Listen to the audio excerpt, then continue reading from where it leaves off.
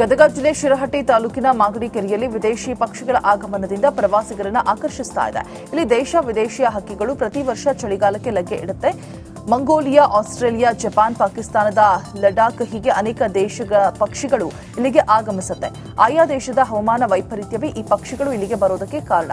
ಇನ್ನು bar headed goose, brahminy duck, black ibis, little grebes, red ಥಾಟ್, painted stork ಸೇರಿದಂತೆ ಅನೇಕ ಜಾತಿಯ ಪಕ್ಷಿಗಳು ಇಲ್ಲಿಗೆ ಆಗಮಿಸುತ್ತವೆ. ಹೀಗಾಗಿ ಪಕ್ಷಿಧಾಮವನ್ನು ಅಭಿವೃದ್ಧಿ ಮಾಡಬೇಕು ಎನ್ನುವುದು ಪಕ್ಷಿ ಪ್ರೇಮಿಗಳ ಒತ್ತಾಯವಾಗಿದೆ ಕೂಡ.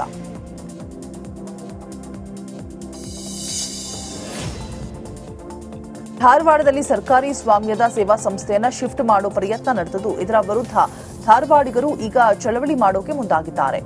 ಆರ್ಎಂಎಸ್ ಅಂದ್ರೆ ರೈಲ್ ಮೇಲ್ ಸರ್ವಿಸ್ ಉತ್ತಮ ಸೇವೆ ನೀಡುತ್ತಾ ಬಂದಿದೆ. ಆದರೆ ಈಗ ತಾಂತ್ರಿಕ ಕಾರಣದ ನೆಪ ಹೇಳಿ ಅಂಚೆ ಇಲಾಖೆಯವರು ಧಾರವಾಡದ ಆರ್ಎಂಎಸ್ ವಿಂಗಡಣಾ ಕಚೇರಿಯನ್ನ ಹುಬ್ಬಳ್ಳಿ ಕಚೇರಿಗೆ ಶಿಫ್ಟ್ ಮಾಡೋಕೆ ಮುಂದಾಗಿದ್ದಾರೆ. ಸದ್ಯ ಇದು ಧಾರವಾಡದ ಜನತೆಯನ್ನ ಕೆರಳಿಸಿದೆ.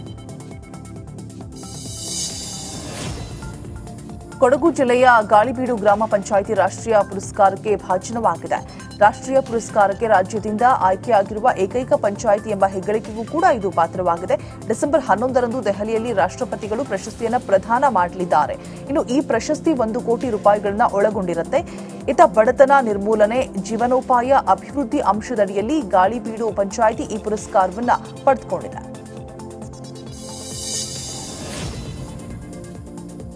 ಆಶ್ರಯ ಯೋಜನೆ ನಿವೇಶನಕ್ಕೆ ಮೀಸಲಿಟ್ಟ 36 ಸೈಟ್ ನುಂಗುಬಾಕರ ಪಾಲಾಗಿರೋ ಘಟನೆ ಯಾದಗಿರಿಯಲ್ಲಿ ನಡೆದಿದೆ. ನಗರದ ಆಶ್ರಯ ಕಾಲೋನಿಯಲ್ಲಿ ಬಡವರಿಗೆ ಮೀಸಲಿಟ್ಟ 36 ಸೈಟ್ಗಳನ್ನು ಖದೀಮರು ನಕಲಿ ದಾಖಲೆ ಸೃಷ್ಟಿ ಮಾಡಿ ಮಾರಾಟ ಮಾಡಿದ್ದಾರೆ. 1986ರಲ್ಲಿ ಆಶ್ರಯ ಯೋಜನೆಯಲ್ಲಿ ಬಡವರಿಗೆ ಹಂಚಿಕೆ ಮಾಡೋದಕ್ಕೆ ಅಭಿವೃದ್ಧಿಪಡಿಸಿರುವಂತಹ 96 ಸೈಟ್ಗಳನ್ನು ರಚನೆ ಮಾಡಲಾಗಿತ್ತು. ಇದರಲ್ಲಿ ಕೇವಲ 45 ಸೈಟ್ಗಳನ್ನು ಮಾತ್ರ ಫಲಾನುಭವಿಗಳಿಗೆ ಹಂಚಿಕೆ ಮಾಡಲಾಗಿದೆ. ಇನ್ನುಳಿದ ಸೈಟ್ಗಳನ್ನು ಭೂಗಳ್ಳರು ನಕಲಿ ದಾಖಲೆಯನ್ನ ಸೃಷ್ಟಿ ಮಾಡಿ ಮಾರಾಟ ಮಾಡುತ್ತಿದ್ದಾರೆ. ಉತ್ತರ ಕನ್ನಡ ಜಿಲ್ಲೆಯ ಕಾರವಾರದ ಅಮದಳ್ಳಿ ಗ್ರಾಮದಲ್ಲಿ ಆಂಜನೇಯನ ಶಿಲಾ ವಿಗ್ರಹವನ್ನ ಕಿಡಿಗೇಡಿಗಳು ಊರ ನಡುವೆ ಇಟ್ಟು ಹೋಗಿದ್ದಾರೆ. ಗಿಡದ ಪೊದೆಯಲ್ಲಿ ಕಂಡುಬಂದ ಈ ವಿಗ್ರಹ 8 ದಿನಗಳ ಹಿಂದೆ ಇಟ್ಟು ಹೋಗಿರುವಂತಹ ಶಂಕೆ ಕೂಡ ಇದ್ದು, ಗ್ರಾಮಸ್ಥರಲ್ಲಿ ಇದೀಗ ಗೊಂದಲಮಯ ವಾತಾವರಣ ಸೃಷ್ಟಿಯಾಗಿದೆ. ಬಳ್ಳಾರಿ ವೇಮ್ಸ್ನಲ್ಲಿ ಬಾಣಂತಿಯರ ಸರಣಿ ಸಾವು ಪ್ರಕರಣದ ಸಂಬಂಧ ವಿಜಯನಗರ ಜಿಲ್ಲೆಯ ಕೂಡ್ಲಿಗಿ ಪಟ್ಟಣದಲ್ಲಿ ಸಚಿವ ಸತೀಶ್ ಜಾರಕಿಹೊಳಿ ಪ್ರತಿಕ್ರಿಯೆ ಕೊಟ್ಟಿದ್ದಾರೆ. ಈ ಕುರಿತಾಗಿ ಸಂಬಂಧಪಟ್ಟ ಇಲಾಖೆ ಇದೆ, ಅಧಿಕಾರಿಗಳು ಇದ್ದಾರೆ. ಮುಂಜಾಗ್ರತಾ ಕ್ರಮವಾಗಿ ಒಬ್ಬ ಅಧಿಕಾರಿಯನ್ನ ಈಗಾಗಲೇ ಸಸ್ಪೆಂಡ್ ಮಾಡಲಾಗಿದೆ. ಇಲಾಖೆ ಸರ್ಕಾರ ಕೆಲಸ ಮಾಡ್ತಿದೆ ಅಂತ ತಿಳಿಸಿದ್ದಾರೆ.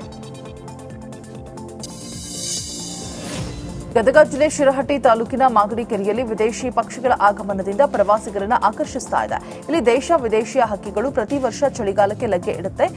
ಮಂಗೋಲಿಯಾ, ಆಸ್ಟ್ರೇಲಿಯಾ, ಜಪಾನ್, ಪಾಕಿಸ್ತಾನದ ಲಡಾಖ್ ಹೀಗೆ ಅನೇಕ ದೇಶಗಳ ಪಕ್ಷಿಗಳು ಇಲ್ಲಿಗೆ ಆಗಮಿಸುತ್ತೆ. ಆಯಾ ದೇಶದ ಹವಾಮಾನ ವೈಪರೀತ್ಯವೇ ಈ ಪಕ್ಷಿಗಳು ಇಲ್ಲಿಗೆ ಬರೋದಕ್ಕೆ ಕಾರಣ.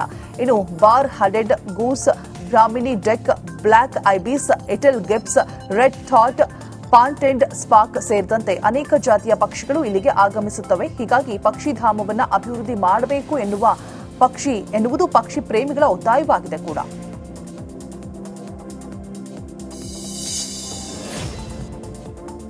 ಧಾರವಾಡದಲ್ಲಿ ಸರ್ಕಾರಿ ಸ್ವಾಮ್ಯದ ಸೇವಾ ಸಂಸ್ಥೆಯನ್ನ ಶಿಫ್ಟ್ ಮಾಡೋ ಪ್ರಯತ್ನ ನಡೆದಿದ್ದು, ಇದರ ವಿರುದ್ಧ ಧಾರವಾಡಿಗರು ಈಗ ಚಳವಳಿ ಮಾಡೋಕೆ ಮುಂದಾಗಿದ್ದಾರೆ.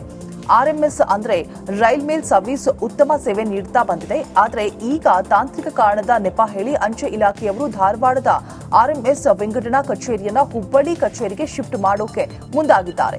ಸದ್ಯ ಇದು ಧಾರವಾಡದ ಜನತೆಯನ್ನ ಕೆರಳಿಸಿದೆ.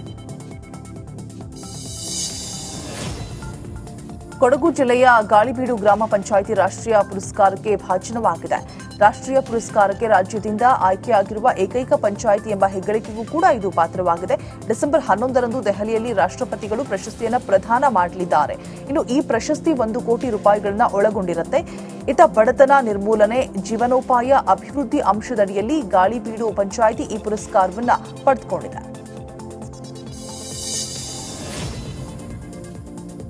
ಆಶ್ರಯ ಯೋಜನೆ ನಿವೇಶನಕ್ಕೆ ಮೀಸಲಿಟ್ಟ 36 ಸೈಟ್ ನುಂಗುಬಾಕರ ಪಾಲಾಗಿರೋ ಘಟನೆ ಯಾದಗಿರಿಯಲ್ಲಿ ನಡೆದಿದೆ. ನಗರದ ಆಶ್ರಯ ಕಾಲೋನಿಯಲ್ಲಿ ಬಡವರಿಗೆ ಮೀಸಲಿಟ್ಟ 36 ಸೈಟ್ಗಳನ್ನು ಖದೀಮರು ನಕಲಿ ದಾಖಲೆ ಸೃಷ್ಟಿ ಮಾಡಿ ಮಾರಾಟ ಮಾಡಿದ್ದಾರೆ. 1986ರಲ್ಲಿ ಆಶ್ರಯ ಯೋಜನೆಯಲ್ಲಿ ಬಡವರಿಗೆ ಹಂಚಿಕೆ ಮಾಡೋದಕ್ಕೆ ಅಭಿವೃದ್ಧಿಪಡಿಸಿರುವಂತಹ 96 ಸೈಟ್ಗಳನ್ನು ರಚನೆ ಮಾಡಲಾಗಿತ್ತು. ಇದರಲ್ಲಿ ಕೇವಲ 45 ಸೈಟ್ಗಳನ್ನು ಮಾತ್ರ ಫಲಾನುಭವಿಗಳಿಗೆ ಹಂಚಿಕೆ ಮಾಡಲಾಗಿದೆ. ಇನ್ನುಳಿದ ಸೈಟ್ಗಳನ್ನು ಭೂಗಳ್ಳರು ನಕಲಿ ದಾಖಲೆಯನ್ನ ಸೃಷ್ಟಿ ಮಾಡಿ ಮಾರಾಟ ಮಾಡುತ್ತಿದ್ದಾರೆ.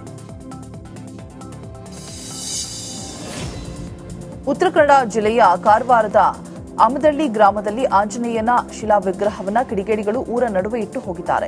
ಗಿಡದ ಪೊದೆಯಲ್ಲಿ ಕಂಡುಬಂದ ಈ ವಿಗ್ರಹ 8 ದಿನಗಳ ಹಿಂದೆ ಇಟ್ಟು ಹೋಗಿರುವಂತಹ ಶಂಕೆ ಕೂಡ ಇದ್ದು, ಗ್ರಾಮಸ್ಥರಲ್ಲಿ ಇದೀಗ ಗೊಂದಲಮಯ ವಾತಾವರಣ ಸೃಷ್ಟಿಯಾಗಿದೆ.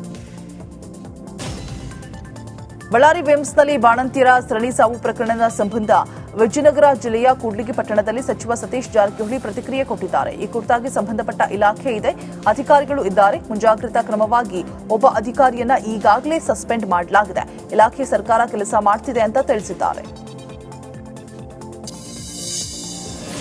ಗದಗ ಜಿಲ್ಲೆ ಶಿರಹಟ್ಟಿ ತಾಲೂಕಿನ ಮಾಗಡಿ ಕೆರೆಯಲ್ಲಿ ವಿದೇಶಿ ಪಕ್ಷಿಗಳ ಆಗಮನದಿಂದ ಪ್ರವಾಸಿಗರನ್ನ ಆಕರ್ಷಿಸ್ತಾ ಇದೆ. ಇಲ್ಲಿ ದೇಶ ವಿದೇಶಿಯ ಹಕ್ಕಿಗಳು ಪ್ರತಿ ವರ್ಷ ಚಳಿಗಾಲಕ್ಕೆ ಲಗ್ಗೆ ಇಡುತ್ತೆ. ಮಂಗೋಲಿಯಾ, ಆಸ್ಟ್ರೇಲಿಯಾ, ಜಪಾನ್, ಪಾಕಿಸ್ತಾನದ ಲಡಾಖ್ ಹೀಗೆ ಅನೇಕ ದೇಶಗಳ ಪಕ್ಷಿಗಳು ಇಲ್ಲಿಗೆ ಆಗಮಿಸುತ್ತೆ. ಆಯಾ ದೇಶದ ಹವಾಮಾನ ವೈಪರೀತ್ಯವೇ ಈ ಪಕ್ಷಿಗಳು ಇಲ್ಲಿಗೆ ಬರೋದಕ್ಕೆ ಕಾರಣ. ಇನ್ನು bar headed goose, brahminy duck, black ibis, little grebes, red ಥಾಟ್, ಪಾಂಟೆಂಡ್ ಸ್ಪಾಕ್ ಸೇರಿದಂತೆ ಅನೇಕ ಜಾತಿಯ ಪಕ್ಷಿಗಳು ಇಲ್ಲಿಗೆ ಆಗಮಿಸುತ್ತವೆ. ಹೀಗಾಗಿ ಪಕ್ಷಿಧಾಮವನ್ನು ಅಭಿವೃದ್ಧಿ ಮಾಡಬೇಕು ಎನ್ನುವುದು ಪಕ್ಷಿ ಪ್ರೇಮಿಗಳ ಒತ್ತಾಯವಾಗಿದೆ ಕೂಡ.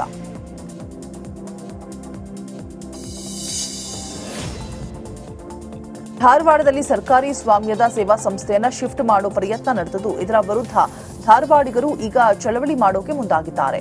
ಆರ್ಎಂಎಸ್ ಅಂದ್ರೆ ರೈಲ್ ಮೇಲ್ ಸರ್ವಿಸ್ ಉತ್ತಮ ಸೇವೆ ನೀಡುತ್ತಾ ಬಂದಿದೆ. ಆದರೆ ಈಗ ತಾಂತ್ರಿಕ ಕಾರಣದ ನೆಪ ಹೇಳಿ ಅಂಚೆ ಇಲಾಖೆಯವರು ಧಾರವಾಡದ ಆರ್ಎಂಎಸ್ ವಿಂಗಡಣಾ ಕಚೇರಿಯನ್ನ ಹುಬ್ಬಳ್ಳಿ ಕಚೇರಿಗೆ ಶಿಫ್ಟ್ ಮಾಡೋಕೆ ಮುಂದಾಗಿದ್ದಾರೆ. ಸದ್ಯ ಇದು ಧಾರವಾಡದ ಜನತೆಯನ್ನ ಕೆರಳಿಸಿದೆ. ಕೊಡಗು ಜಿಲ್ಲೆಯ ಗಾಳಿಬೀಡು ಗ್ರಾಮ ಪಂಚಾಯಿತಿ ರಾಷ್ಟ್ರೀಯ ಪುರಸ್ಕಾರಕ್ಕೆ ಭಾಜನವಾಗಿದೆ. ರಾಷ್ಟ್ರೀಯ ಪುರಸ್ಕಾರಕ್ಕೆ ರಾಜ್ಯದಿಂದ ಆಯ್ಕೆಯಾಗಿರುವ ಏಕೈಕ ಪಂಚಾಯಿತಿ ಎಂಬ ಹೆಗ್ಗಳಿಕೆಗೂ ಕೂಡ ಇದು ಪಾತ್ರವಾಗಿದೆ. ಡಿಸೆಂಬರ್ 11ರಂದು ದೆಹಲಿಯಲ್ಲಿ ರಾಷ್ಟ್ರಪತಿಗಳು ಪ್ರಶಸ್ತಿಯನ್ನು ಪ್ರದಾನ ಮಾಡಲಿದ್ದಾರೆ. ಇನ್ನು ಈ ಪ್ರಶಸ್ತಿ 1 ಕೋಟಿ ರೂಪಾಯಿಗಳನ್ನ ಒಳಗೊಂಡಿರುತ್ತೆ. ಇತ ಬಡತನ ನಿರ್ಮೂಲನೆ, ಜೀವನೋಪಾಯ ಅಭಿವೃದ್ಧಿ ಅಂಶದಡಿಯಲ್ಲಿ ಗಾಳಿಬೀಡು ಪಂಚಾಯಿತಿ ಈ ಪುರಸ್ಕಾರವನ್ನು ಪಡೆದುಕೊಂಡಿದೆ.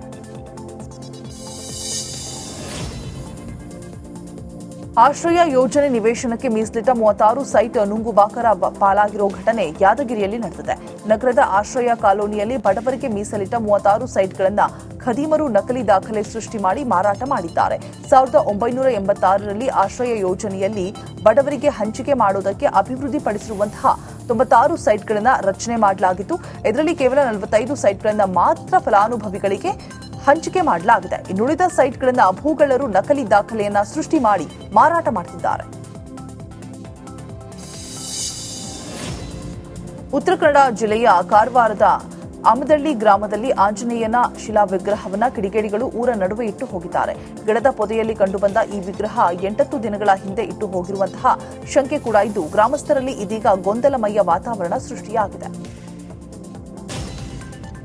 ಬಳ್ಳಾರಿ ವಿಮ್ಸ್ನಲ್ಲಿ ಬಾಣಂತಿಯರ ಸರಣಿ ಸಾವು ಪ್ರಕರಣದ ಸಂಬಂಧ ವಿಜಯನಗರ ಜಿಲ್ಲೆಯ ಕೂಡ್ಲಿಗಿ ಪಟ್ಟಣದಲ್ಲಿ ಸಚಿವ ಸತೀಶ್ ಜಾರಕಿಹೊಳಿ ಪ್ರತಿಕ್ರಿಯೆ ಕೊಟ್ಟಿದ್ದಾರೆ. ಈ ಕುರಿತಾಗಿ ಸಂಬಂಧಪಟ್ಟ ಇಲಾಖೆ ಇದೆ, ಅಧಿಕಾರಿಗಳು ಇದ್ದಾರೆ. ಮುಂಜಾಗ್ರತಾ ಕ್ರಮವಾಗಿ ಒಬ್ಬ ಅಧಿಕಾರಿಯನ್ನ ಈಗಾಗಲೇ ಸಸ್ಪೆಂಡ್ ಮಾಡಲಾಗಿದೆ. ಇಲಾಖೆ ಸರ್ಕಾರ ಕೆಲಸ ಮಾಡ್ತಿದೆ.